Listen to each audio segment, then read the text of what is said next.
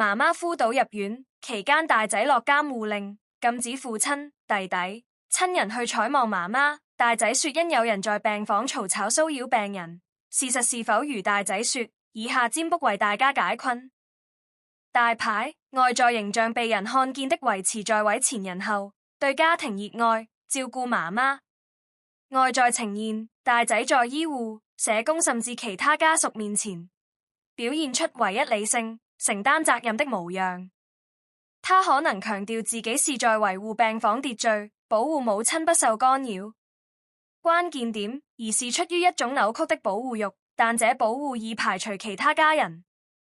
3. 臥室意象，家庭溫馨處導致不復原狀，這是非常強烈的象徵。原本代表親密、安全、整潔的家庭核心地帶，可能是老家或母親的房間，已混亂、顛倒。對應現實，母親入院前，家庭內部可能已有長期矛盾。經牌第12卦天地否，停滯、隔絕、不交。卦2天地不交，萬物不通。人際間閉塞，君臣斜線、父子斜線，兄弟各行其事。對應此案，大仔與母親的感情在送院前已疏離，卦象明確指出相處中已經疏離、不信任。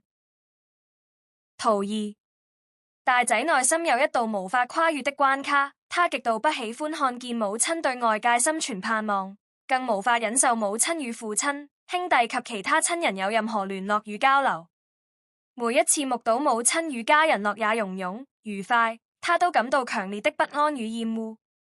細牌相反，母親本人其實渴望與外界接觸，她就像身處一個有陽光、有樹、有花的美好景況中，希望與家人保持連結，享受團聚。然而，這幅美好的圖畫被倒轉了，有人討厭並阻止這一切發生。從易經第45卦澤地歲來看，此卦原意為匯集在一起，象徵家人團聚、資源匯聚。但大仔心中的詮釋完全相反，他將卦象倒置，心中所想的是不要家人團圓，不要母親與外界連結，不要那種樂也融融的畫面出現。因此，監護令的實施從一開始就不是因為病房外有人衝突或爭執，真正的目的只有一個：隔離母親，孤立母親。他要切斷母親與父親、弟弟及其他親人的所有聯繫。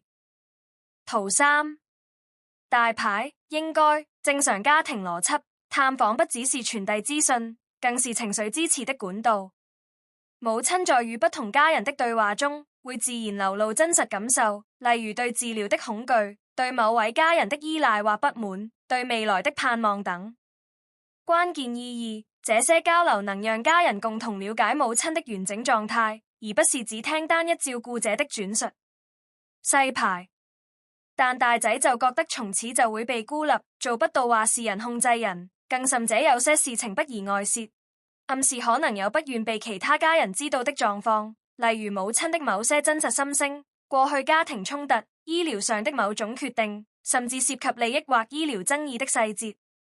易經36卦，表情符號困惑明的心情會影響到病情，心死就慢慢損耗，心神如燈熄滅。對於某人來說，若母親在被孤立、心情損耗的狀態下病情惡化甚至死亡，大仔在表面上仍然是盡責的照顧者，而那些不宜外泄的事就會永遠沉澱。大牌感情會因內外因素變質，承認母子之間原本有感情，但並非穩固不變。內部因素，過去家庭的矛盾、偏心、經濟分配未被處理的傷害。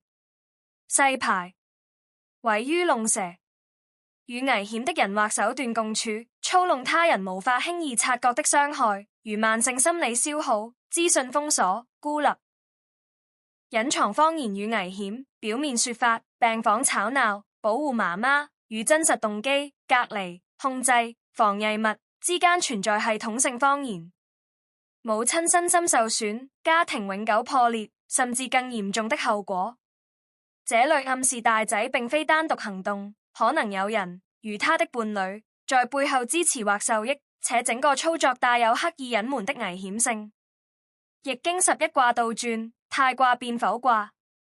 泰卦第11卦天地交泰，通暢和諧，萬物流通。倒轉剖塞不通，與之前的否卦呼應。原本可能存在的家庭溝通、情感流動、共同照顧，被徹底封鎖。倒轉不是意外，而是被人為刻意維持的狀態，因為大仔需要這種不通來維持他的控制，